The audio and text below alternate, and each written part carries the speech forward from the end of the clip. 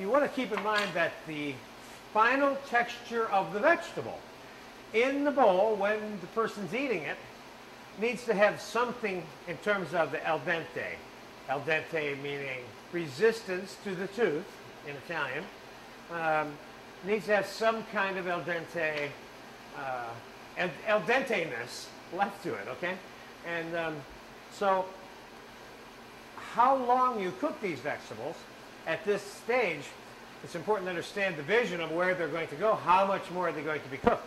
We're going to reduce wine over here, and that's going to cook these vegetables some more. So I'm only going to cook the vegetables halfway right now, because the other half's going to be cooked during the reducing process. I'm going to give you a quick look-see here. Richard, if you can come down on this pan of vegetables. And they are partially cooked. But you want to keep in mind that you want some color left to your vegetables when you get up there inside the bowl. Now we're going to add some garlic. Now, it's hard to add too much garlic to the soup, but you can do it. The important thing to understand is there's a fair amount of garlic in it. My point here is don't get out of control, even though you'll see me adding a lot of garlic. Because if you put too much garlic in the soup, it's just not going to be that good. Add some, like about 2 or 3 tablespoons. I added another tablespoon. I got about 3 nice looking tablespoons of garlic in here. And now we're going to add, let me have a sip of my grapefruit juice here. It's a little hot back here today. We're going to add the dry white wine shortly after we add the garlic. Keeping in mind that we don't want to cook the garlic and start scorching the garlic, or God forbid, burn the garlic, because it will permeate the soup with that flavor. That's why you see me add the garlic just before the liquid is added to the soup, give it enough time just to get the offset flavor of the garlic cooking, but not enough time for it to scorch. There's a difference between slightly cooked garlic and raw garlic flavor inside the soup, and that's why I'm doing that. How much wine do we have in here? We have the right amount. I could take a pinch more, and then I'm going to show you. I think I put about a total, a little bit shy of 2 cups I put in here. See here?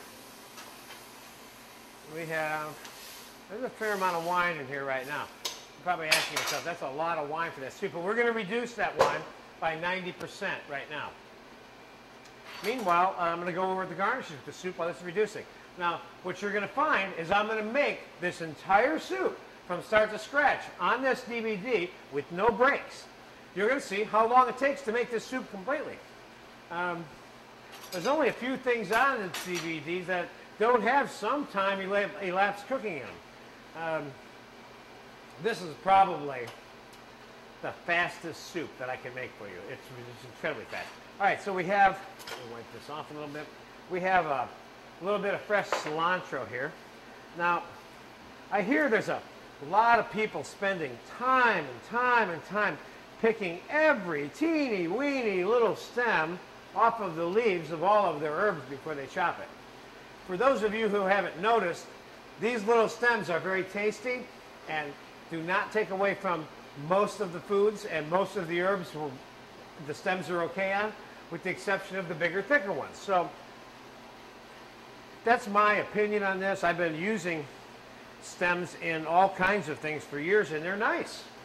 So don't get yourself all tied up in what somebody told you were supposed to do. Try chopping your herbs with a little bit of the stem left on.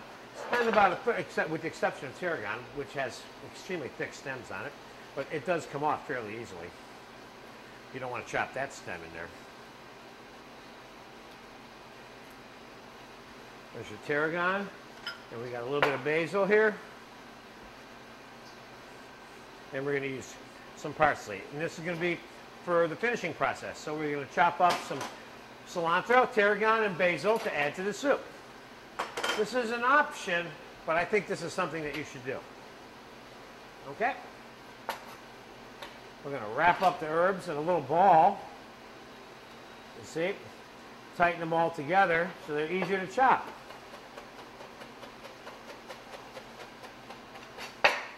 See that? They're almost completely chopped right there. And for this type of use that we're doing it, they're chopped enough right now. And you want to chop them slightly just short of when you're going to put them in, which is what we did. Now the white wine is almost fully reduced. No, this is not alcohol. Like Dean Martin used to drink out of a coffee cup on TV. Okay. May he rest in peace. We love him. All right. Your wine, about 60% reduced right now. See? And we're going to give it another minute. Let's talk about the other garnish, which is going to be the boiled Idaho peeled potatoes that I blanched. What I did was I peeled the potatoes, diced them, and then dropped them into boiling water, cooked them until they were tender enough to eat, and then shocked them in ice water. And I reserved these and put them on the side, and then we throw them into the soup at the end. You don't want to cook the soup with the potatoes in it because you'll overcook the potatoes and they'll become mush. And again, you're dealing with the texture of the finished product. If you recall, in the introduction of this course, there was some mention of a thing called the Recipe for Recipes, which addresses the 5 primary elements of cooking: taste, texture, portion size, temperature, presentation, okay? Now, thank you, Richard. And the texture, again, you're always addressing these issues when you're cooking. You're not even thinking about it. As a matter of fact, I was doing the Recipe for Recipes my whole life before I sat down and read it and organized it to be what it was. So you're going to do it whether you adhere to that particular formula or not, if you want good food. Now, okay, this wine is reduced enough. Now we're going to add our chopped clams and the juice. These are ocean clams. And we are going to add some tomato concasse.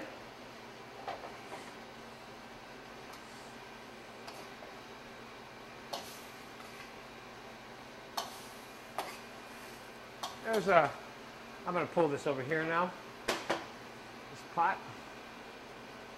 Even though I probably should let it get hot again real quick. Let me do that before I pull it over. Louis, could you please open up a can of the chopped ocean clam juice? Now, one of the things that you can keep in mind about adjusting the texture. Now, in the case of a broth soup, your texture would be defined as, go ahead and just pop it open. The texture would be defined as amount of food per ounce of liquid, say. That'd be probably one way to measure it, you know. So you don't want, in a big bowl of soup, 4 pieces of food, but you also don't want it to look like a stew either. So there is some kind of, thank you, there's some something you need to address in terms of the proportion of the food. So that's what I'm going to do now as I go to the finishing process of the soup, okay?